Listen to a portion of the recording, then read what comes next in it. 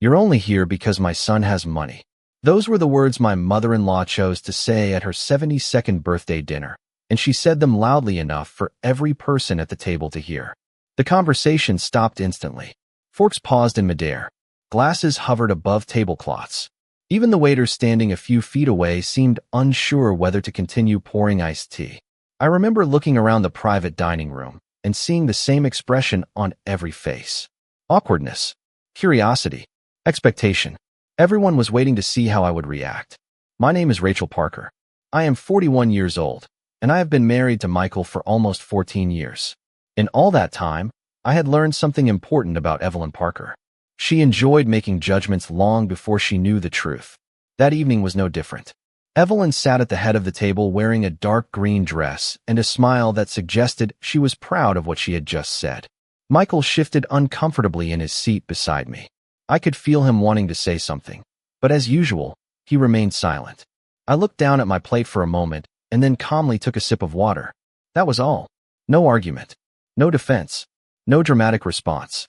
Evelyn laughed softly. "See," she said to one of her friends. "She cannot even deny it." A few people exchanged nervous glances. Others looked away. I felt the familiar sting of humiliation, but I refused to give her what she wanted. The truth was that I could have defended myself. I could have listed every sacrifice I had made for this family. I could have reminded everyone that I worked full-time as an accountant and contributed equally to our household.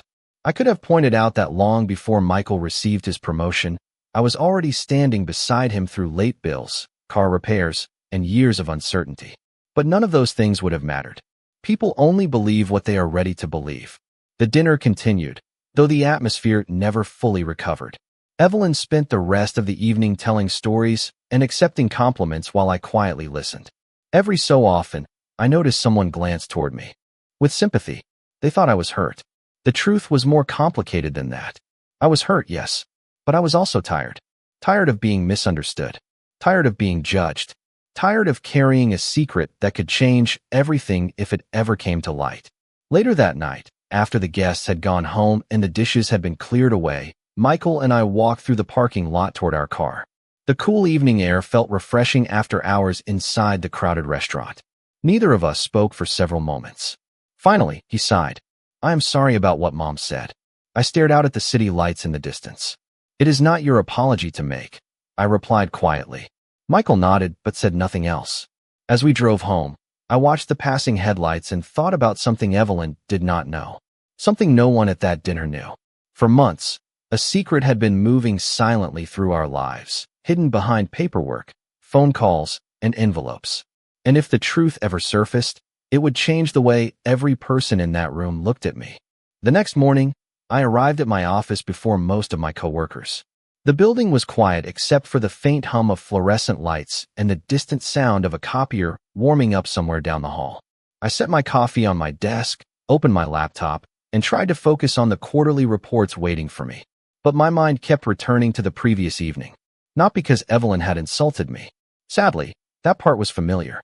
What stayed with me was the realization that everyone at that table had accepted her version of me without question.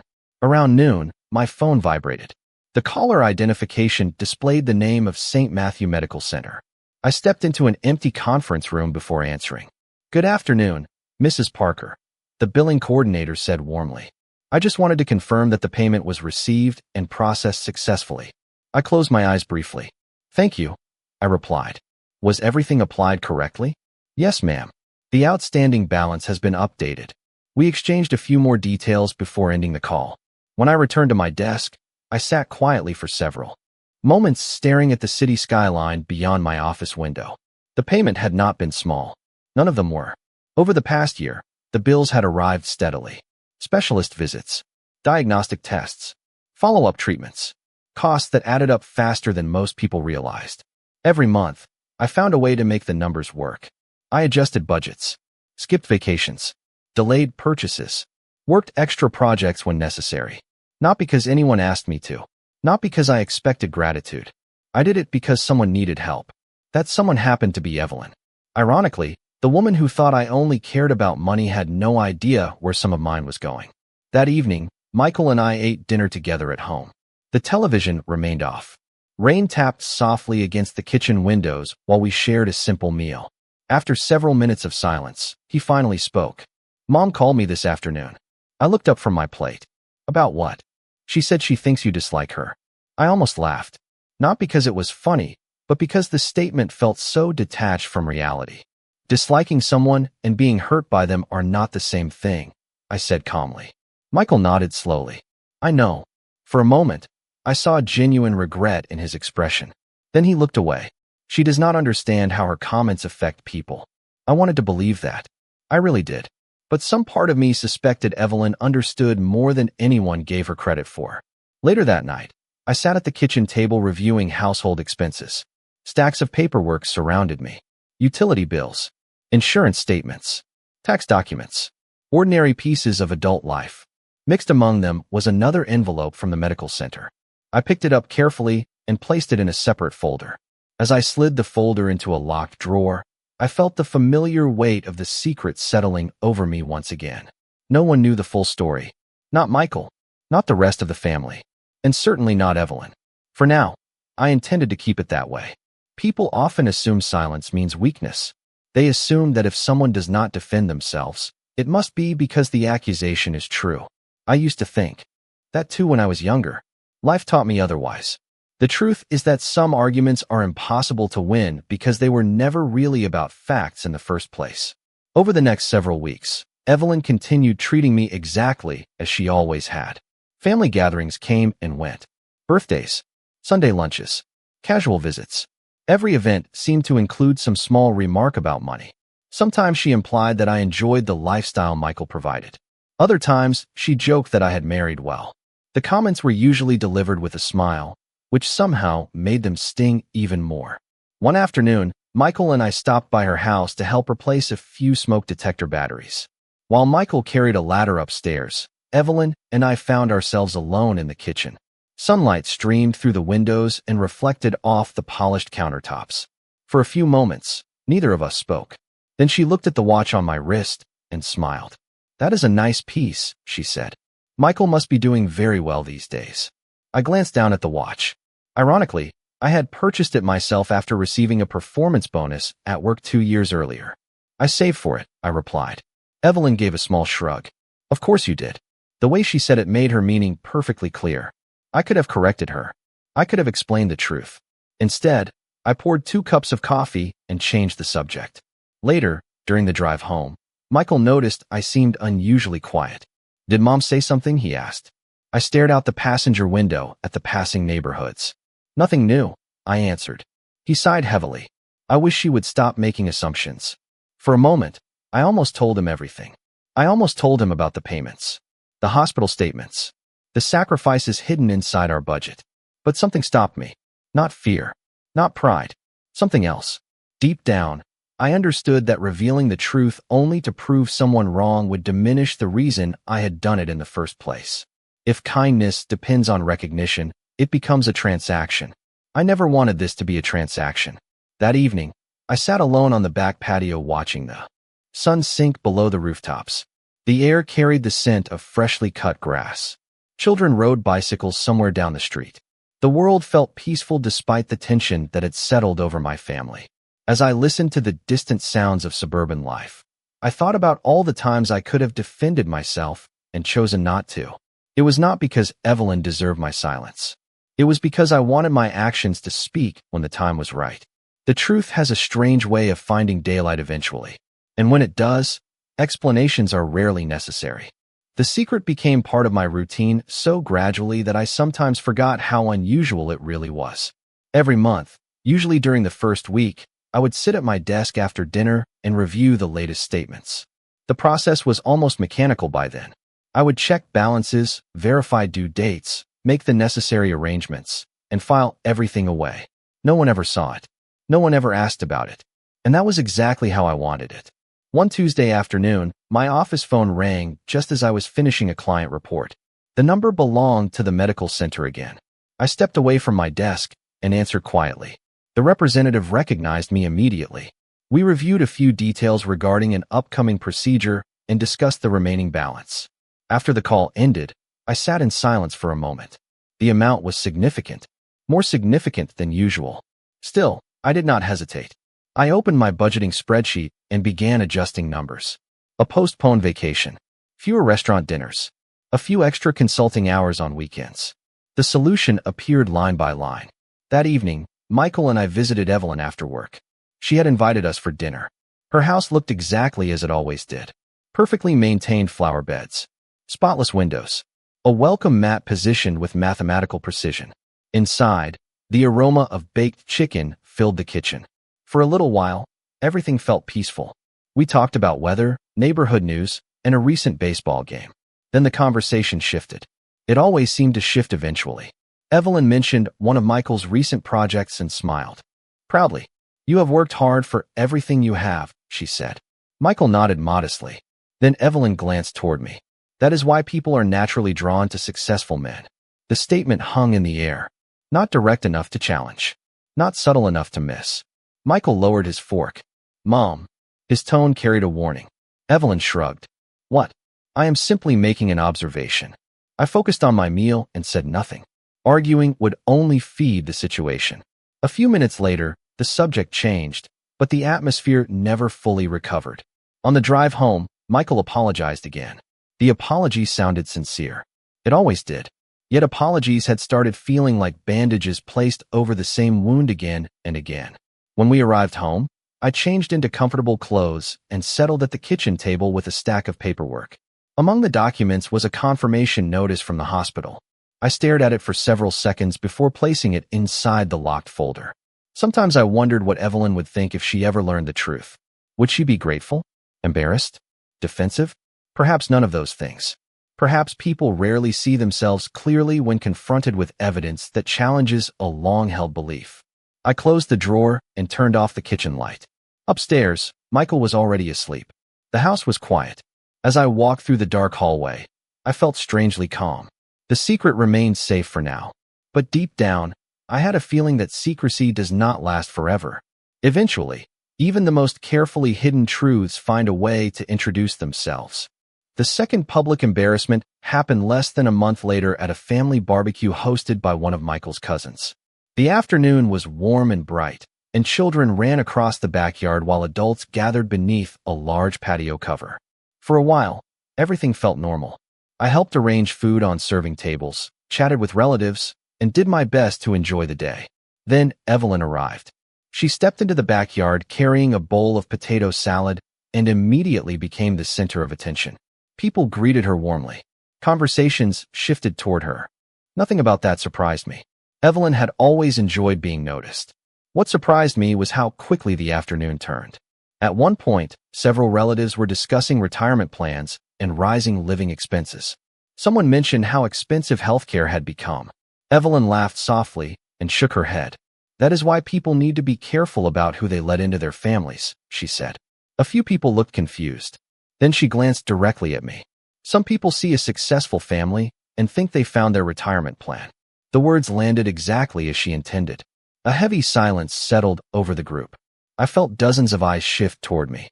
Michael stiffened beside me. His cousin looked uncomfortable. One aunt suddenly became very interested in her iced tea. I could have walked away. I could have challenged her. Instead, I calmly picked up a serving spoon and continued arranging fruit on a platter. Evelyn seemed disappointed by my lack of reaction. "Well," she continued with a smile, "truth usually makes people uncomfortable." Michael finally spoke. "Mom, enough." His voice was firm, but it came too late. The damage had already been done. Evelyn lifted her hands innocently. "I am only joking." Nobody laughed. The conversation slowly restarted, but the atmosphere never recovered. For the rest of the afternoon, I noticed sympathetic looks from relatives who clearly did not know what to say. Later, while helping clean up after the barbecue, Michael approached me near the outdoor sink. "I am sorry," he said quietly. "I rinsed a serving tray beneath the running water." "You have said that before." The words slipped out before I could stop them. Michael lowered his eyes. For a moment, neither of us spoke. Then he asked the question I had been expecting for months. "Why do you keep letting her do this?"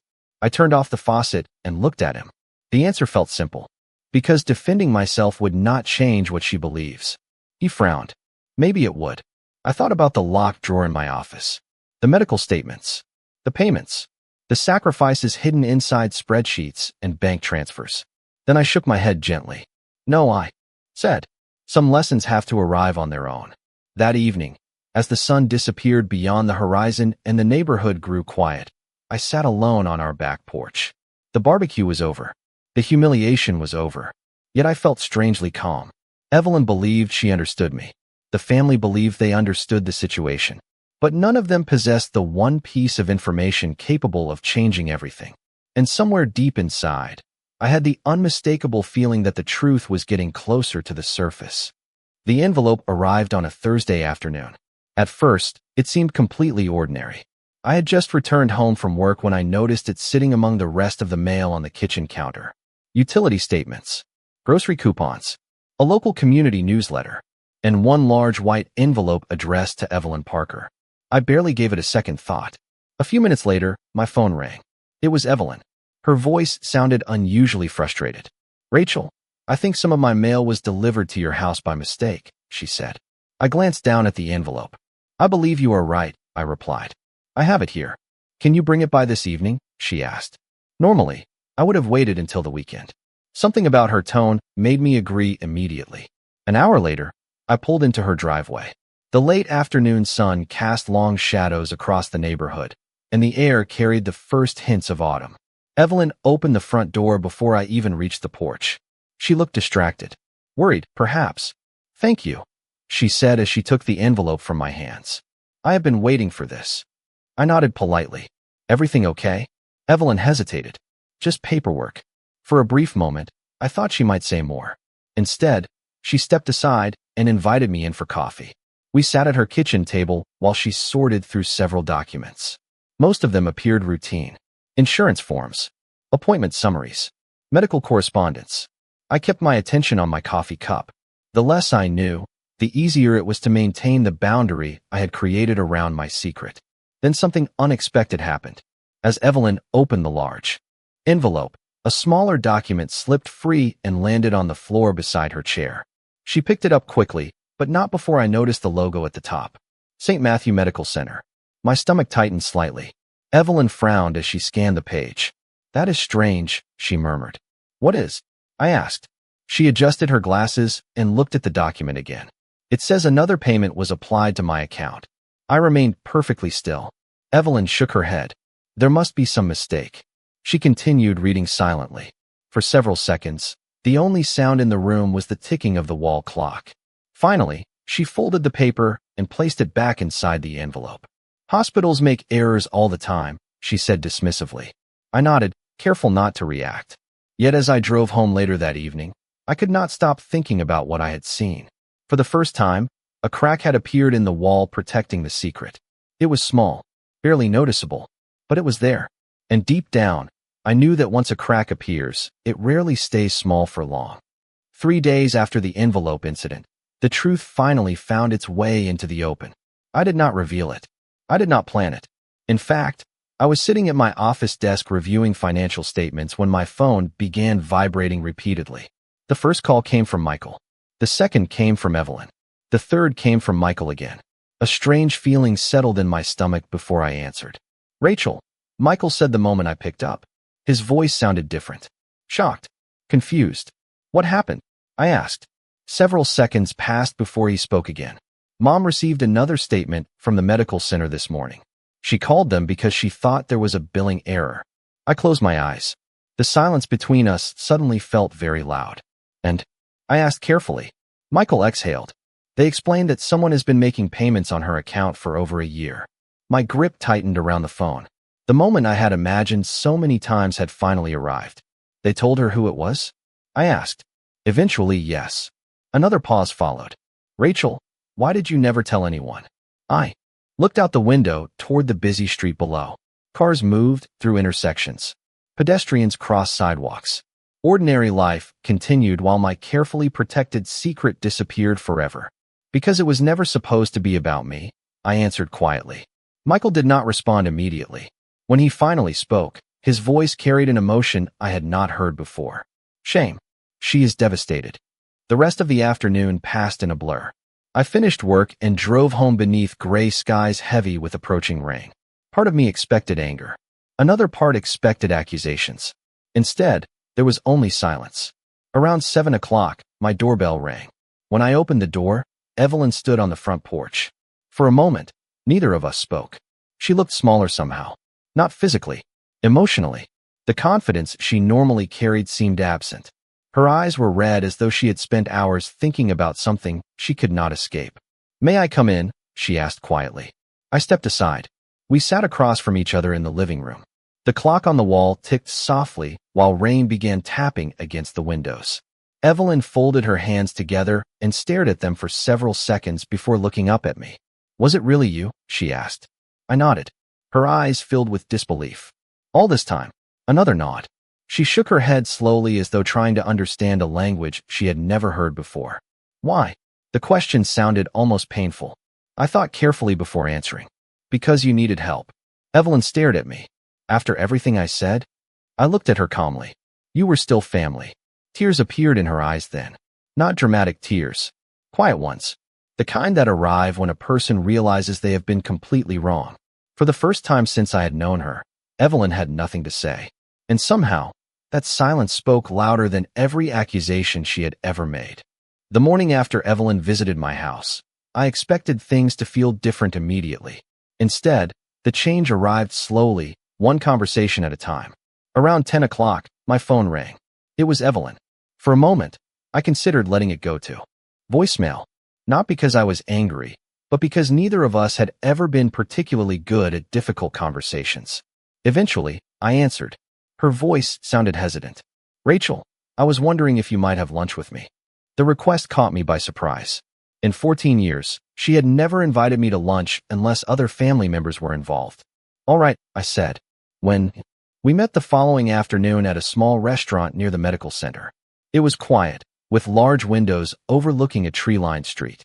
When I arrived, Evelyn was already seated at a corner table. She stood as I approached, something she had never done before. The gesture was small, but I noticed it immediately. Throughout the meal, she seemed unusually nervous. She stirred her iced tea several times before finally speaking. I have replayed the past year in my mind more times than I can count. I remained silent. Evelyn looked down at the table. I kept asking myself how I could have been so wrong. For years, I had imagined hearing those words. Strangely, now that they had arrived, they did not feel victorious. They simply felt sad. "People see what they expect to see," I replied gently. Evelyn nodded. "I expected the worst from you." The honesty surprised me. She took a slow breath before continuing. "Every time you helped at family gatherings, I assumed you were trying to impress people. Every time you were kind, I thought you wanted something in return. I convinced myself that I understood your motives." She shook her head. "The truth is that I never really tried to understand you at all." For several seconds, neither of us spoke. Sunlight reflected softly across the table. Outside, people walked past carrying shopping bags and coffee cups, unaware of the conversation unfolding inside. Finally, Evelyn reached into her purse and removed a folded piece of paper. "I wrote something," she said. I was not sure I could say it correctly out loud. She handed it to me. The letter was simple. No dramatic language. No elaborate explanations. Just a sincere apology. She apologized for her assumptions, for her comments, for the damage caused by years of judgment. By the time I finished reading, my eyes felt unexpectedly heavy. Evelyn looked at me carefully. "I do not expect forgiveness immediately," she said. "I only wanted you to know that I am sorry." I folded the letter and placed it beside my plate. Then I looked at the woman who had spent years misunderstanding me. For the first time, I saw something different. Not pride, not suspicion, humility. And in that moment, I realized that the greatest change was not that Evelyn had discovered the truth. The greatest change was that she was finally willing to face it. Over the following months, life settled into a rhythm that felt unfamiliar at first. Not because everything had become perfect, but because the tension that once seemed permanent had finally begun to fade. Evelyn and I did not become best friends overnight. Real trust rarely works that way. Instead, we rebuilt our relationship one conversation at a time. Sometimes she would call simply to ask how my day was going. Other times, she would invite Michael and me over for dinner without turning the evening into a lesson about money or success. The changes were small, but they were real. One Sunday afternoon near the beginning of spring, The entire family gathered for a backyard lunch at Evelyn's house. The trees were beginning to bloom, and a light breeze carried the scent of fresh flowers across the patio. As I arranged dishes on the table, I noticed something that would have seemed impossible a year earlier. Evelyn was telling one of her friends how grateful she was for her family. There was no criticism hidden beneath her words. No sarcasm. No judgment. Just gratitude. Later that afternoon, while everyone else talked nearby, Evelyn joined me near the garden. For a few moments, we simply watched birds move between the flower beds. Then she turned toward me. "You know," she said quietly, "I spent years thinking that money revealed a person's character." I listened without interrupting. She smiled sadly. I was wrong. What reveals character is what people do when nobody is watching. The words stayed with me, not because they praised me, but because they showed how much she had changed. The woman standing beside me was not the same person who once measured everyone through suspicion and assumptions. Life had humbled her. More importantly, she had allowed herself to learn from it. That evening, after everyone returned home, Michael and I sat together on our back porch. The sky glowed orange as the sun disappeared behind the neighborhood rooftops. He looked at me and smiled. "I do not think I ever properly thanked you." I laughed softly. "For what?" "For having more patience than the rest of us combined." I shook my head. Patience was not the lesson. He looked curious. "Then what was?" I thought about Evelyn, about the hospital bills, about every misunderstanding that had led us here. Then I answered honestly. The lesson was that people are more than the stories we tell ourselves about them. Michael nodded slowly. As darkness settled over the neighborhood, I realized something important. The greatest reward had never been an apology. It had never been proving anyone wrong. It had never been watching the truth come to light. The greatest reward was knowing that kindness had accomplished something anger never could. It had transformed a relationship that once seemed beyond repair. And as I looked out across the quiet street, I felt a deep sense of peace. Some debts can be paid with money. The ones that matter most are paid with grace, understanding, and the courage to keep doing the right thing even when nobody knows you are doing it.